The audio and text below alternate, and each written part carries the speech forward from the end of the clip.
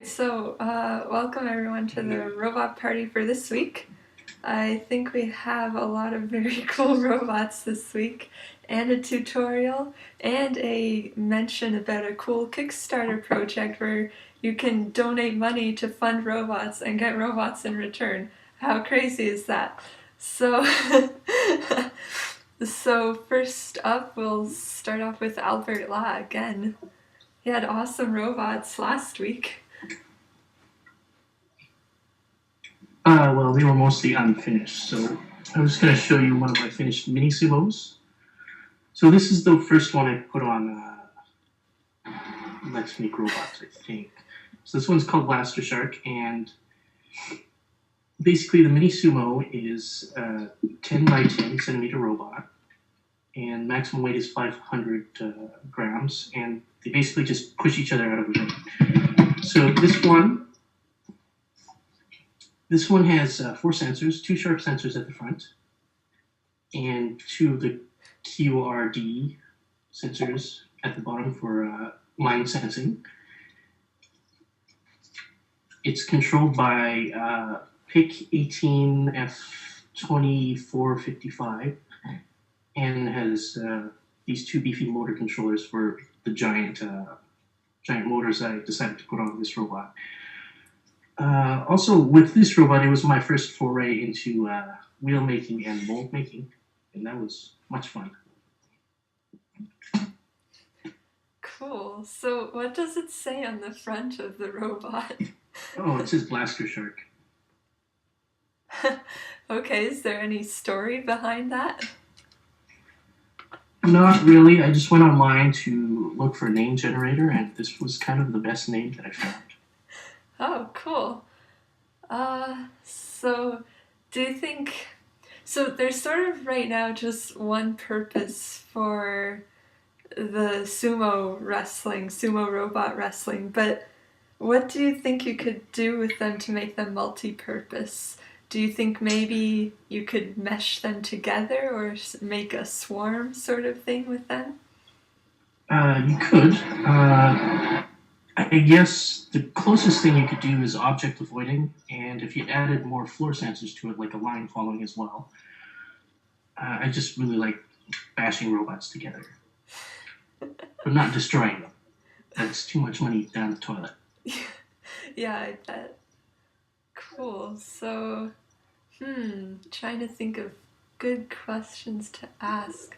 Is there a way to optimize your sumo robot so that it's the best?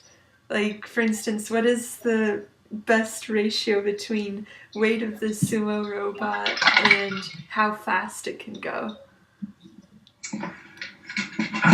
Normally you'd want it to be very, very close to the maximum weight, or else everybody else will push you out. In terms of speed, if you're too fast and you can't really control it, and if your sensors are too slow, that's no good either. Because I've got some other robots I'll probably show next week or something that have slower sensors and they just didn't do too well. Huh. In terms of start routines and stuff, you're allowed to set up your robot in any orientation you want and have it use a start routine to get the best of the opponent. Cool. What's the most creative / crazy sort of sumo robot that you've seen? It would have to be in Toronto the one time, and it was called El Toro or something, and it had a little flag that came down to distract the other opponent. Nice. Nice tactic. And I bet it looked cool too. So bonus points there. Cool. Well, thanks for sharing your robots with us. Where can people find out more about your robots? All my robots are on letsmakerobots.com, so you can look for my handle, the Sax Machine or Albert Law, or basically Shark, actually, because most of my robots are named something Shark. Oh, okay.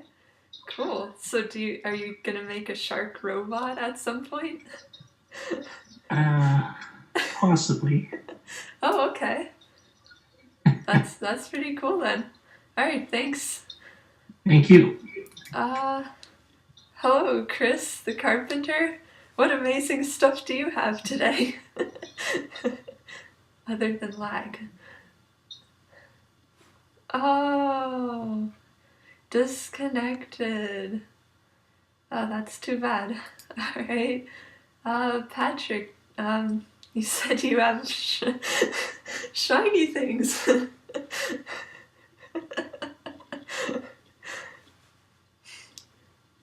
Yeah, they are kind of shiny, not fully shiny this time. So, oh, Chris is going back.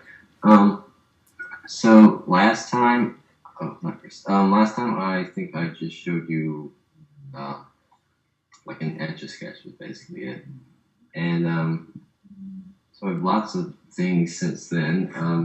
I started with a design for it. This is out of so I drew all the parts in AutoCAD. I would cut them out, print them out, cut them out, glue them on the foam board, and then cut the foam board out and put it all together. In a few hours, I'd have something roughly cut out. Nice. So this was the first design, and it's missing some pieces because they're on the second design. But motor mouse, you can see the Etch-a-sketch would slide right in the top, and that's the basic idea. And I think the second version makes a bit more sense than that. So this was the second design, and it now I added a front panel where an LCD potentiometer and button would go, so you could select different files to etch on the Etch-a-sketch. Still motor mounts, and on the back we have this. Whether it's a support or not, it serves the purpose of holding the electronics. So, Nice. oh, it's falling apart. But that's what that is. And so let me find the wood.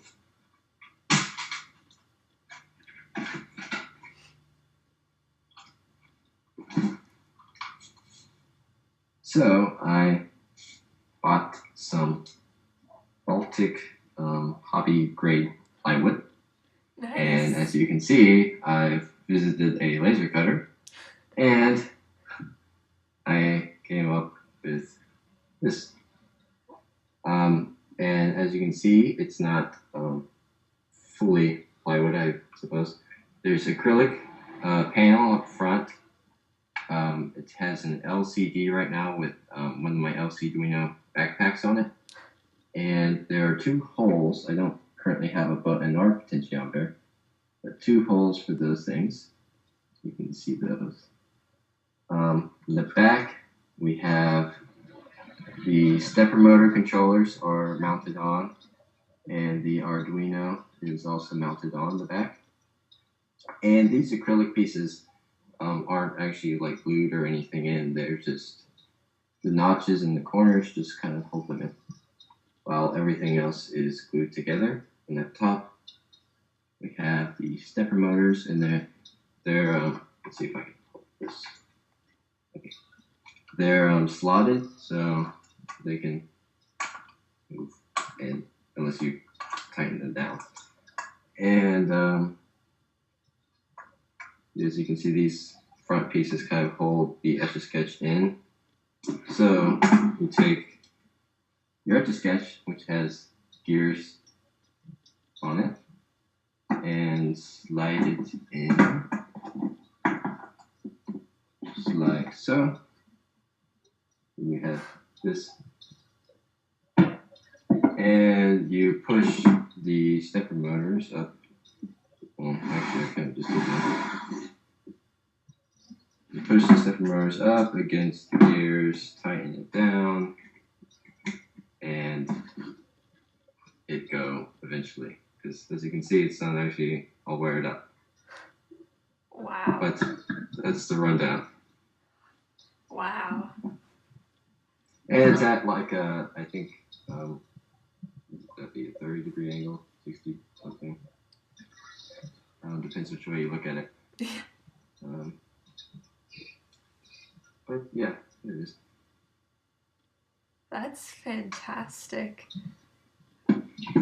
One of the things that's really cool with the way you did it is how you sort of did all the modeling and designing beforehand, and then you were just able to go, okay, this is what I want, I'll order the materials and then I'll cut it, and then it works first shot. So that whole design process is really, really cool. How did you figure out how exactly to like to design and model things in that process? Like, did it take you a while to figure out, like, oh, I should cut it out on paper and then try it first? Or, like, what was sort of your inspiration to do that instead of jumping in right away? Well, I stole it from Chris, of course. Oh, cool. And his, I don't know what the material was, but the white thin plastic, which I knew he would cut everything out of before he didn't have a the styrene stuff. Yes. Yeah. Styrene. And of course now he just has a laser cutter and cuts all day long. But so I had the idea over the weekend to do this. And I don't know, the material, this foam board is nearly 1/4 of an inch, and which was perfect because the wood I'm using is 1/4 of an inch. And so that kind of worked out for me. But the overall design, I guess, it pretty much is what I had in my mind for such a thing. So. Oh, okay. Interesting. So I don't know. I wonder how that would apply to like a team where sometimes in teams everyone has to sort of work together to make the model of the robot, but then when you're making the model and then everyone has this different sort of image in their head, it must be really tricky. But the way that you cut it out on paper and then styrofoam it, that's pretty cool. I bet that would help a lot. You would think. I mean, I don't know how much I thought I would learn by actually cutting it out and putting physical pieces together before I actually made the real version. But I learned a little from each iteration. The first one was really not done anyway. I knew I wanted the front panel, and it was lacking that. But I also saw in some places things that had to be longer or shorter or smaller. And finally, the second iteration, there was very little that I had to change. So I did learn some things, but I'm not too sure if I wouldn't have caught them if I just looked at the AutoCAD file more. Wow. Cool. What a moral to the story of building stuff. Make sure you model it first and then remodel it until you get something that should work. Very cool. Where can we find out more about this project? Can people download the files and everything to make their own? Not yet. It's I guess I have this thing about posting things that are not quite yet done, but soon it will be, and everything will be available. Great. So you can look for that. I'm sure people would love to make one so that they can put it in their kitchen or something. I don't know. Thanks for showing it. It is very no problem. shiny. All right.